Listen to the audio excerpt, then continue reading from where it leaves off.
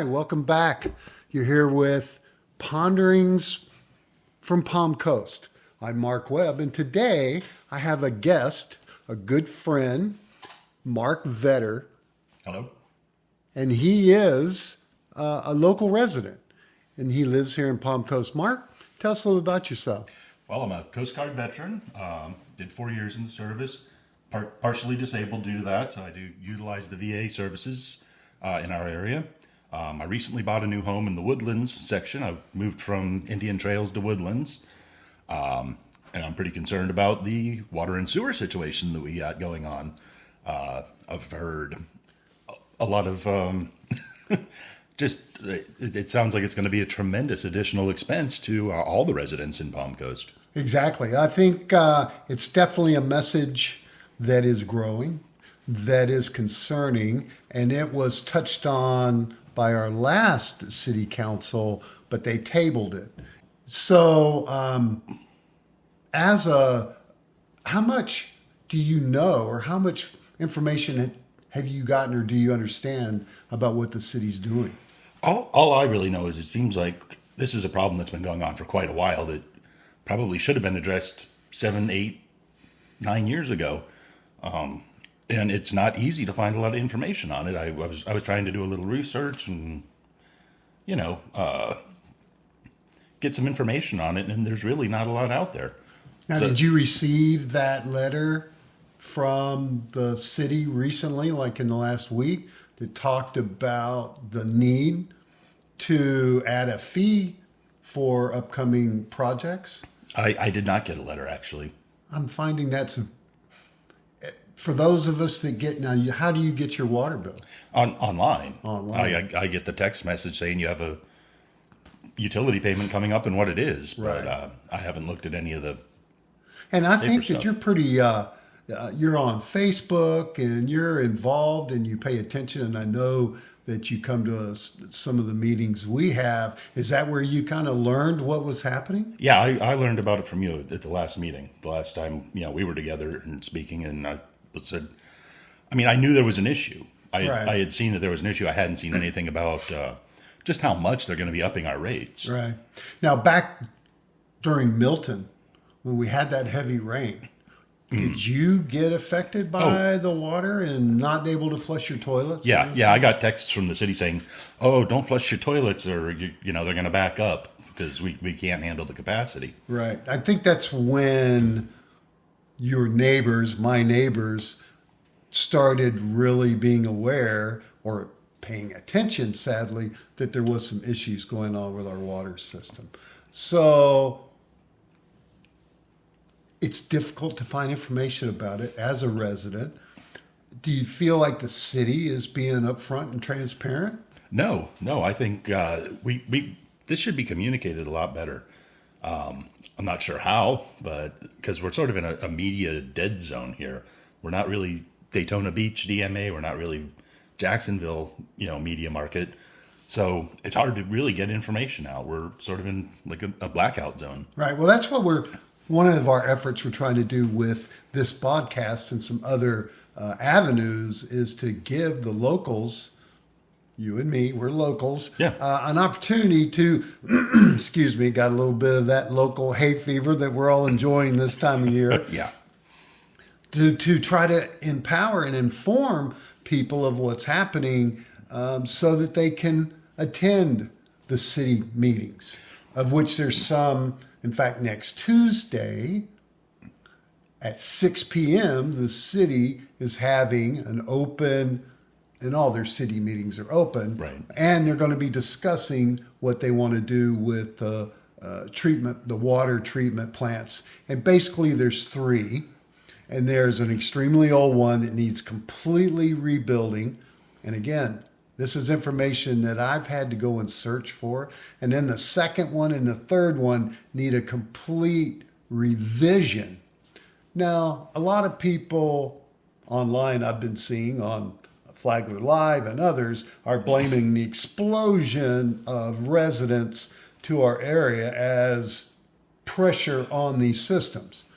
What are your thoughts on that? Well, I'm sure it is. If you have to expand capacity and you already have 3 aging outdated plants, how is it not going to have an effect? So, I mean, obviously we need to have some impact fees, but that's controlled by the state. The other thing is this is really showing how all politics are local. We had this massive infrastructure bill, and now all those funds are being impounded, saying, oh, well, I don't want to pay for that, so we're just going to cut it. Well, that's money directly out of our pockets. Right. These infrastructure grants that would have been going to help us with this are disappearing. That's very true. That money was approved, $1.6 trillion, I believe, and has now been frozen. But let me ask you this, Mark. If you knew the money was going to where it should, and you know that our water systems need to be maintained, the need or the ability to justify helping the city as a whole fix these things is not something that I'm hearing a lot of negativity about. It's just the trust of what our city council and what our city's done over the past 8 to 10 years. Yeah, there's been quite a bit of scandal. How long have you lived at Palm Coast? I moved here in 2016. Wow. So you've... I've been here a while. Right. So I guess it's the perception of trust, I like to call it. Some have said that they would like to see some type of audit done so that the level of confidence in what the city will do with all of this money would be necessary, and some would require it before the money gets developed. What are your thoughts on that? That sounds like a tremendous idea. Why would we not? There have been the scandal with the Green Lion at the golf course and the restaurant at the golf course where they forced the one company out to let the other company buy it, and right. So it was just, I don't remember all the details. It was a couple of years ago now, but I just at the time I was like, that's ridiculous. Right. Yeah. Again, there are more questions and more concerns, and I think it's important that the city make an effort to maintain its transparency and to be able to share what they know, what's going on. Me personally, I don't believe the $240 million that they're starting with is anywhere close to what it's really going to be. I'm not an expert on water systems, obviously, but it's probably going to cost that much to refurbish the one plant. Right. And everything like this winds up having cost overruns. And with all the growth, we're going to have to add probably an additional plant. Possibly. In the 8 years I've been here, if you go out to US 1, when I first moved here, all of that was trees. And now if you drive from Bunnell to St. Augustine along Route 1, everything west of there is now new developments. Right. So that's just a tremendous, and Colbert Lane down by 100. Sure. There's tons and tons and tons of new development. So especially that southern part near 100 where it's just had incredible growth. Right. There's going to have to add another water plant to handle that. Well, and I do try to go to the meetings. I have the luxury of being retired, and I gather that information, and I have made a commitment to try to bring it to as many people as possible, like our Blue Forum and others. And it is amazing how certain groups know how to work that system. And I like to use the golf course and how it runs a deficit. It's an amenity, right? And I have no expectation that our pool or our pickleball courts or the splash pad will make money. That's not what those are. Well, that's the point, Mark. That's why you don't run a government like a business. It's not. Your government is not out there to make money. Right. These are services for the people of the town. You pay your taxes, you get amenities. They're not necessarily supposed to make money. If they can make a little bit, great. Exactly. But it's for the community. It's not well, we're going to run this golf course to make money. It's a park.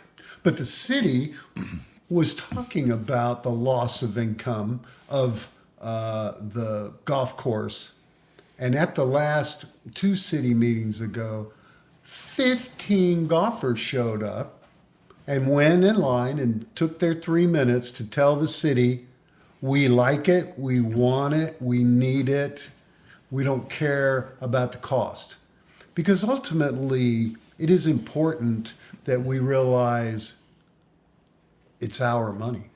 Well, yeah, and this is where we can really make a difference, because we get 10, 15 people together and go lobby the city council. They're going to hear that. That's where local politics really affects your life, is you have an opportunity to have some real say-so. Just get out there and don't be afraid to do it. I mean, I'm not used to being a guest on a podcast, so you can probably tell, oh, maybe he's just a little bit nervous because it's not what I do. I've been behind the camera more than in front of it. Right. But no, we need to get together. And especially like this water system, that's a bipartisan issue. Right. It's not the Democrats want this. And I mean, everybody wants to keep our water system healthy. We want clean water. We want an effective sewer system that's not contaminating the environment. And that's a place where the state and federal government needs to come into line and, help with that. Right. Because if you jack up our water bills by $100 a month, who can afford that? I mean, we got a lot of people on fixed income, and we know those cost overruns are coming. It's not going to stay at the 30% for your sewer and 36% for your water. It's going to go up. It's going to go up more than that. I hadn't even thought about this side of it, but on the way over this morning, I was listening on an AM radio station, and they do a lot of realtor shows, Palm Coast and Flagler County realtor shows, and they were talking about this water issue, and they were elaborating on how infrastructure costs and systems affect the value of your home and my home. Because who would want to move into an area that has $100+ a month water bill when they could live elsewhere? Well, the water bill is already $140, $150. We're talking an additional. But to clarify, the bill you get from Palm Coast is a lot more than just water. Right, that's your trash. It's water and trash. That's a whole subject we could get into in past experiences. 3 days a week they come and pick up half a bag of trash and charge me $50 for it or whatever it is. But the bigger impact, did you know that the tax base in Palm Coast, and that's the source of taxes that this city survives on, 93% residential. Yeah. Well, I mean, we're kind of a bedroom community.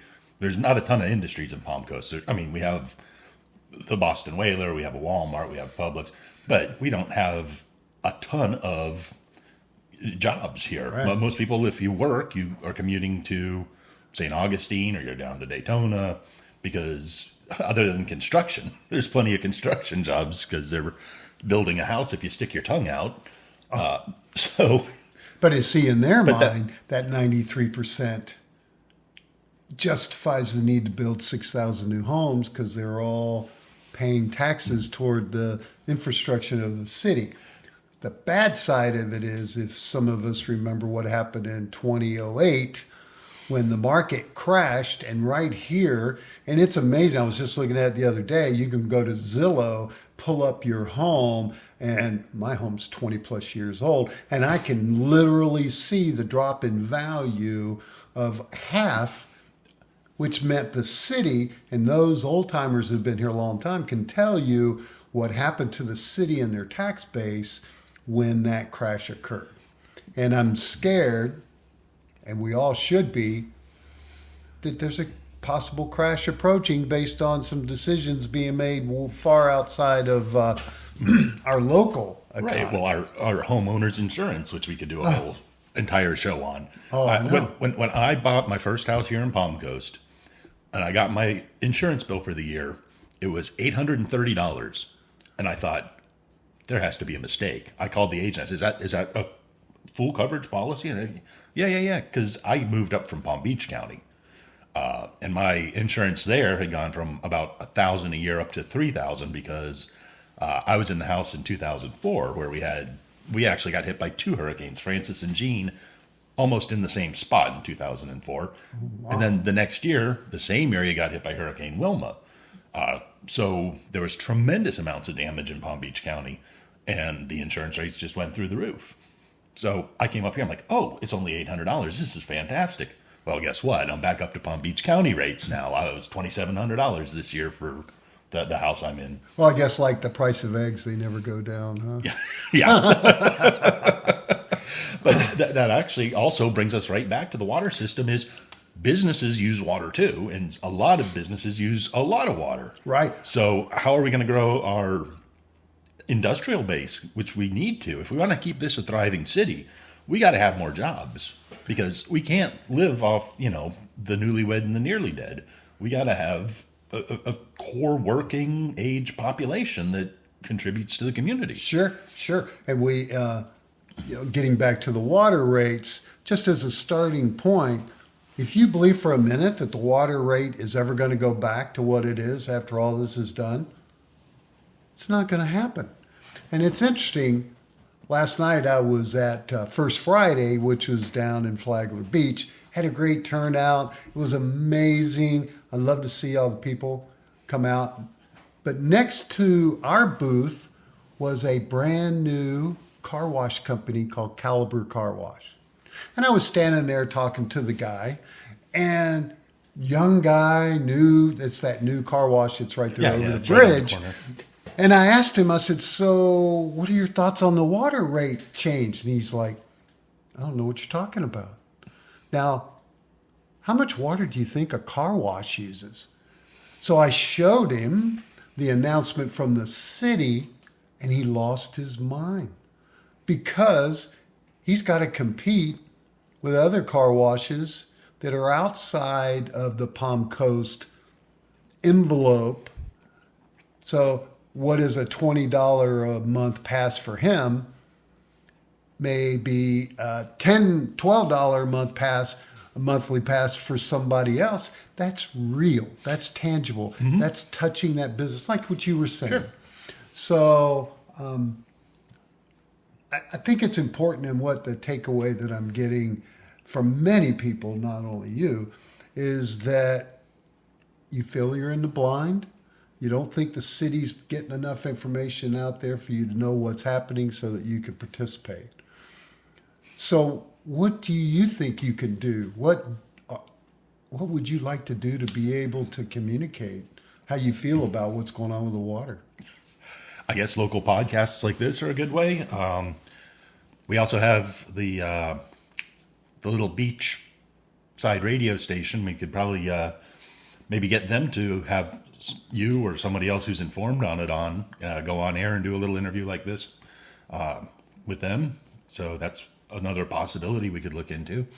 And I don't know what the options are. There has to be a way to not economically cripple the town by, it's like you said, it's going to hurt the homeowner values. It's going to hurt our businesses. It's not a good thing for the town to have unsustainably high water and sewer rates. But if they tell you that it's got to happen, it's got to be done for them to maintain, and a lot of people don't realize after the hurricane, after the Milton hurricane, when we actually had an event, which we had to self-report to let the state know that we had violated some of the EPA violations, water overflow. And I don't know the specifics. I hope to get some people in here that can help us with that we now have self-reported that we have an issue, and now the state's watching. The environmental protection, as long as it's still around. Well, that's not the way we want to solve that problem. No, exactly. And, we could sit here for 10 hours doing that. But that I think it's unrealistic to believe that the problem doesn't exist. And it was caused by many, many years and growth and all the things that are true. It's inevitable. And now the time has come to pay. And my concern is I don't feel they're transparent. Clearly, I like I said, I tried to look into this, and there is very little information on, what the situation is. Right. There's no details. There's not even clear plans on what they hope to do.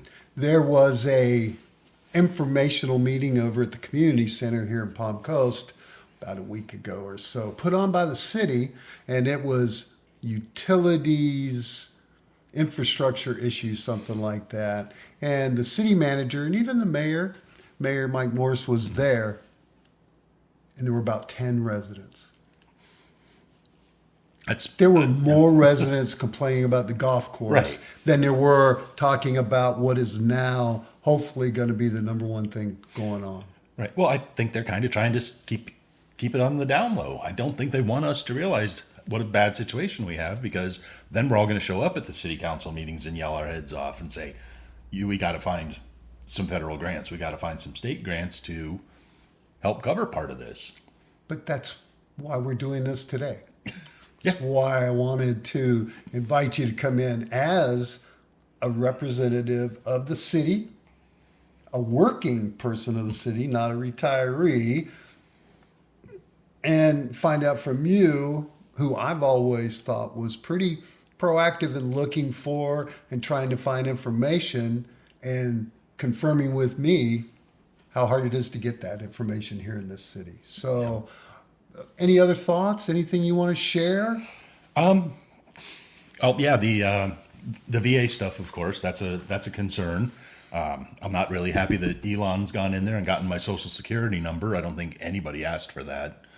And that just sort of brings us down to our special election.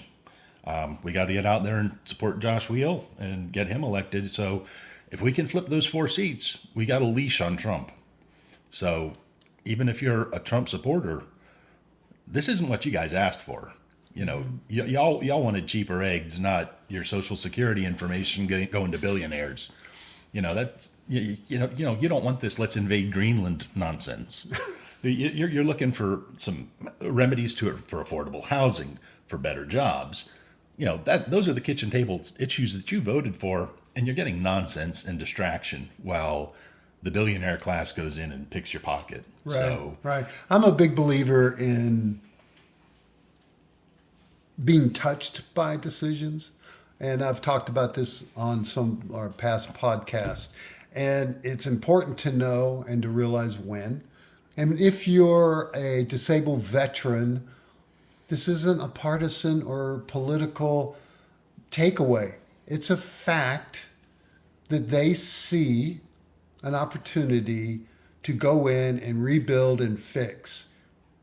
I myself am in the middle of a claim that I'm trying to do nothing more than raise the level of an existing condition that I have that's gotten worse over time. And I was informed they have it, but it's frozen because they are waiting for the decision on personnel, because they're federal employees, and they don't know how they're going to impact. So just the conversation of change is enough to freeze certain things in process. And that even happens at the lowest level, getting back to water. I'm thinking about buying a house in Palm Coast, but my realtor says, you've got these great houses. And now all of a sudden on the news, you're hearing about this water problem. And so you may want to stop that process while you wait and see what's happening. So right. Or it's going to lower the price of the home. If you have a house that's worth $300,000, if they know their water bill is going to be twice as much as it is in Ormond Beach, right, they're going to go, well, I can afford that house, but not at that price. I'll give you $275 for it. Well, and I have to admit that prior to the election, in the previous administration, my VA was phenomenal. In fact, and my wife finds this hard to believe, I preferred to go down to the VA and see the doctors there than any of my local doctors. And I found that to be pretty common Absolutely. with the people. And so they were on the right path. As far as me as a veteran, they had just built a brand new facility down in Daytona, which was amazing. I was actually, that was my first time going to the VA because my claim just fairly recently got approved. And I went down to that new facility the first week it opened, and I was blown away. Right. I had always heard, it's not that good. Everybody there was phenomenal. Everybody I've talked with, the nursing staff, everybody there has been just top notch. And coming in and saying, oh, well, these people aren't, maybe we don't need that. Maybe we can just give more money to United Healthcare and go through that nightmare. Yeah, the company just posted $1 billion profit after taxes. Yeah, and I actually still have United Healthcare because I have a wife. And if I want to have insurance for her, I have to keep insuring myself, even though I kind of don't need it. And that's a subject for another hour-long podcast. Healthcare in an aging environment, Yeah. So, Mark, It's welcome. Thank you for coming. I hope that you'll come back. Your views, and there's nothing to be afraid of here. We're just two old guys sitting here two talking. guys chewing the fat, yeah. And and it's important that we find ways to let the public here know. Absolutely. And thanks for having me. It's been an absolute pleasure. Excellent. Well, thanks again. So thanks, guys. I really appreciate you stopping by and taking a few moments to listen and just enjoy Pondering from Palm Coast.